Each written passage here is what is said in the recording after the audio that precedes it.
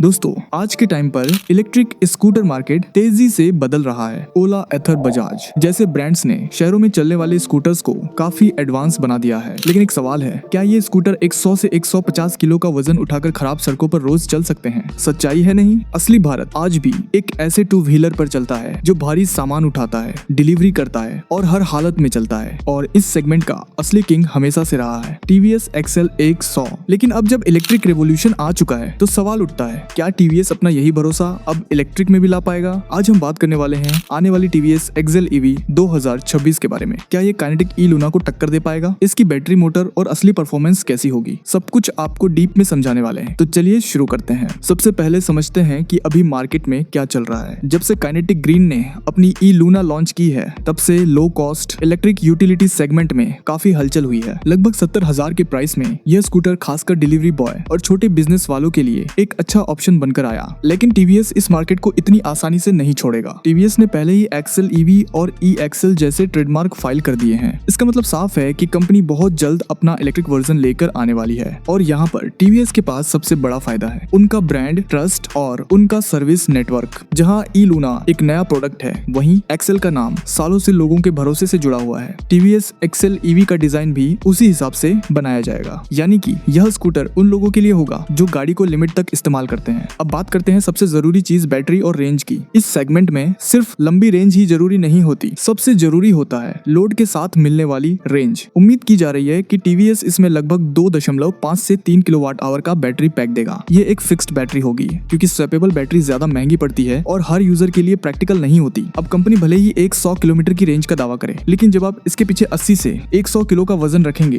तो रेंज सीधे 30 से 40% तक गिर जाएगी। रियल वर्ल्ड में आपको लगभग 60 से 65 किलोमीटर की रेंज मिलेगी और ये एक दिन की लोकल डिलीवरी के लिए काफी है। अब आते हैं सबसे इंटरेस्टिंग और टेक्निकल पार्ट पर, मोटर टेक्नोलॉजी। यहाँ दो ऑप्शन होते हैं, हब मोटर और mid drive motor. Mid drive motor ज्यादा पावरफुल और एफिशिएंट होती है, लेकिन ये महंगी भी होती है। इसलिए टीवीएस कॉस्ट को कम रखने के लिए rear hub mounted BLDC motor ही इस्तेमाल करेगा। लेकिन यहाँ एक बड़ी समस्या है, जब आप भारी लोड लेकर चढ़ाई पर जाते हैं तो हब मोटर जल्दी गर्म हो जाती है। इसलिए टीवीएस के लिए सबसे बड़ा चैलेंज होगा थर्मल मैनेजमेंट। अगर कंपनी ने मोटर की ट्यूनिंग सही की और टॉप स्पीड को लिमिट करके लो एंड टॉर्क बढ़ाया, तो ये स्कूटर बिना ओवरहीट हुए सालों तक चल सकता है। यही वो सीक्रेट है जिसने पेट्रोल वाला एक्सेल 100 इतना फेमस बनाया। कम स्पीड लेकिन जबरदस्त ताकत। अब बात करते हैं इसके हार्डवेयर और बिल्ड क्वालिटी की। इस स्कूटर में आपको मिल सकते हैं 16 इंच के बड़े और मजबूत व्हील्स, जो खराब सड़कों पर भी स्टेबल रहेंगे। फ्रंट में टेलीस्कोपिक सस्पेंशन और रियर में ड्यूल शॉक एब्जॉर्बर दिए जाएंगे, ताकि भारी वजन के साथ भी गाड़ी आराम से चल सके। ब्रेकिंग की बात करें तो